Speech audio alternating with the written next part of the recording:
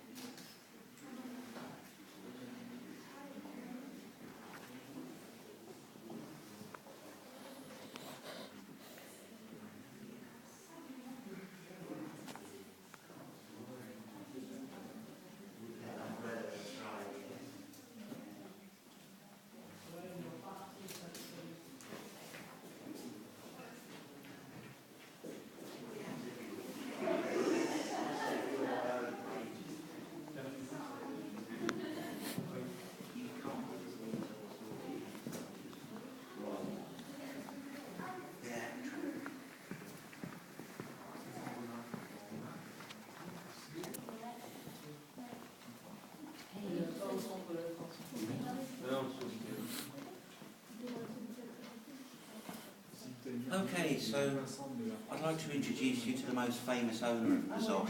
It's this gentleman here. This is Sebastian Leprest de Vauban. I'm going to call him Vauban for short. So, a little bit of history time. Vauban was born in 1633. Even though this was the family home originally, he wasn't born here. This is another one of the times when the castle had gone out of the family, but then came back in again. Vauban was born just up the road. Later on in his career, he managed to get enough money to buy Bezosch back again. What had happened was his grandmother got into severe financial debt, and to pay off the debt she had to sell the chateau. So you can imagine how big the debt was. Vauban was educated by Carmelite monks. This is very important because that's where you got the really good education back then in the 17th century. He studied mathematics and physics, and that really came in useful in his military career.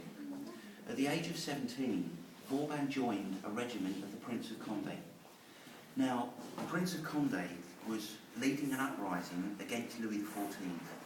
What was happening was Louis XIV was deciding to take all the reins of power to himself. You might remember a quote from him when he said, "I am the state, je suis l'État." There was a bit of an ego going on there, I think. But he didn't want various different nobles to have the power to stand against him. So he was going around France with Mazarin, dismantling fortifications. Now, if you've got a nice big castle, you don't want the king to come along and knock it down. So it's kind of like this civil war going on. So Vauban's in the regiment of Condé, he's fighting against the king, and all of a sudden, at one of the battles, he has a change of mind, and he decides he's on the wrong side. So he let himself get captured. So he was taken into custody by the king's troops. Very quickly, they called in Cardinal Mazarin because they realised they got a very intelligent young man. Mazarin then recruited him to work for Louis XIV. Vauban specialised and really set out a method of siege warfare.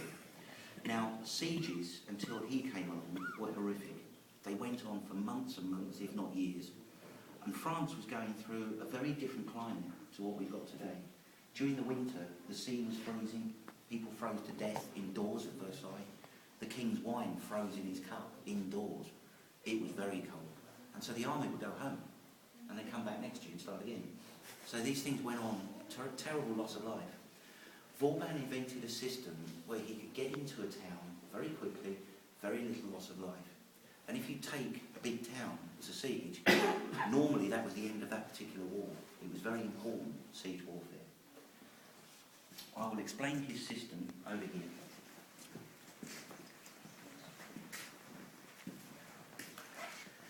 This little model here is 17th century.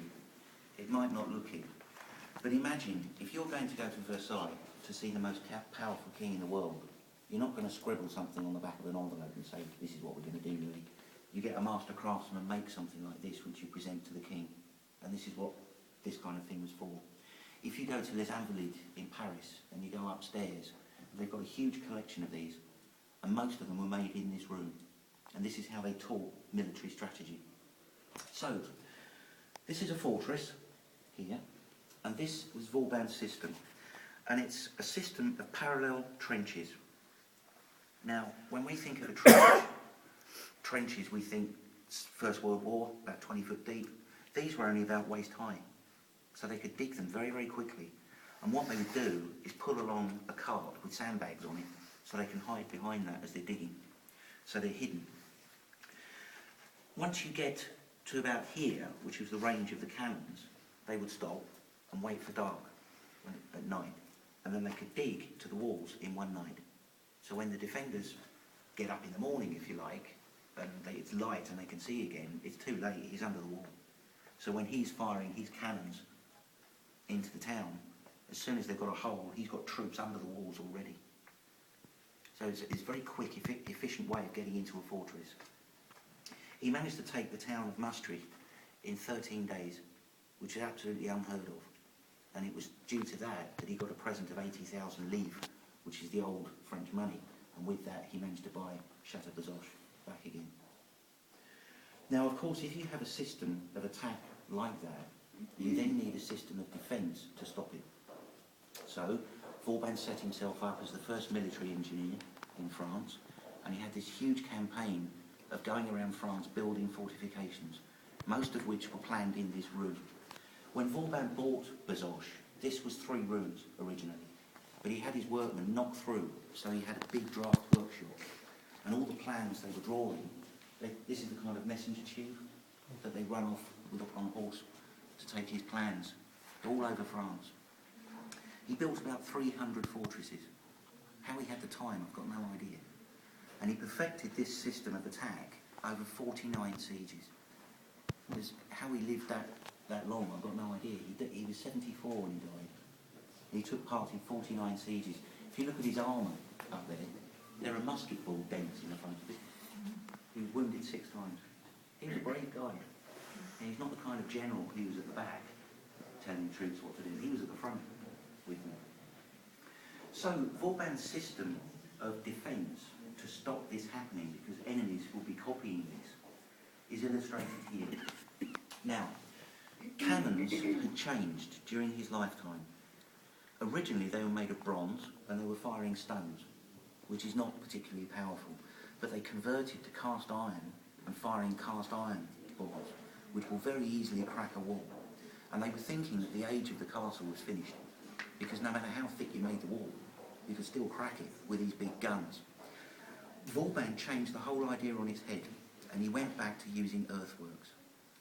So this little fortification here is a mound of earth, which then they put just a very thin layer of stone on the outside to stop the rain washing it away.